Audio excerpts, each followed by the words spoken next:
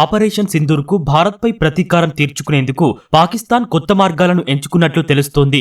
భారత్ చుట్టూ ఉగ్రవాద స్థావరాల విస్తరణకు కుట్రలు చేస్తున్నట్లు నిఘా వర్గాలు హెచ్చరించాయి. ఇందుకోసం బంగ్లాదేశ్, నేపాల్లోని కొన్ని ప్రాంతాల్లో ఉగ్ర స్థావరాలు, శిక్షణ కేంద్రాలను సిద్ధం చేస్తున్నట్లు తెలుస్తోంది. దేశ సరిహద్దుకు కొన్ని కిలోమీటర్ల దూరంలో ఉగ్ర స్థావరాల ఏర్పాటుకు పాక్ సన్నాహాలు చేస్తున్నట్లు తెలిపాయి. ఆపరేషన్ సింధూర్ తర్వాత ఈ చర్యలు మరింత వేగవంతం అయినట్లు సమాచారం. ఇటీవల బంగ్లాదేశ్, నేపాల్ సరిహద్దుల్లో పలువురు అనుమానితులను భద్రతా దళాలు అరెస్టు చేశాయి. వారిని ప్రశ్నించగా ఈ విషయాలు వెల్లడైనట్లు నిఘా వర్గాలు పేర్కొన్నాయి. పొరుగు దేశాల్లో విదేశీ నిధులతో ఏర్పాటవుతున్న పలు ప్రాజెక్టులను కూడా టార్గెట్ చేసినట్లు తెలిపాయి. ఈ నేపథ్యంలో సరిహద్దు ప్రాంతాల్లో భద్రతా దళాలు గస్తీని కట్టుదిట్టం చేశాయి. లష్కరే తొయిబా, జైషే మహ్మద్ ఉగ్ర సంస్థలు నేపాల్లో కార్యకలాపాల విస్తరణకు ప్రణాళిక రచించినట్లు నిఘా వర్గాలు వెల్లడించాయి. అల్ ఖైదా, ఐసిస్లు 5 నెలలుగా బంగ్లాదేశ్లో కార్యకలాపాలను విస్తరించే ప్రయత్నాలను ముమ్మరం చేసినట్లు తెలిపాయి. జమాత్ ఉల్ దవా చీఫ్ హఫీజ్ సయూద్ బంగ్లాదేశ్ నుంచి భారత్లో దాడులు చేసేందుకు కుట్ర చేస్తున్నట్లు వెల్లడించాయి.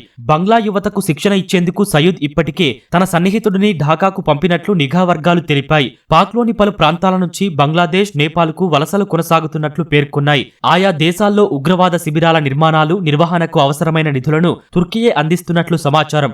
ఢాకాలోని జమాత్ ఇస్లామీ కార్యాలయం పునరుద్ధరణకు కూడా నిధులు సమకూర్చినట్లు ఇంటెలిజెన్స్ వర్గాలు పేర్కొన్నాయి.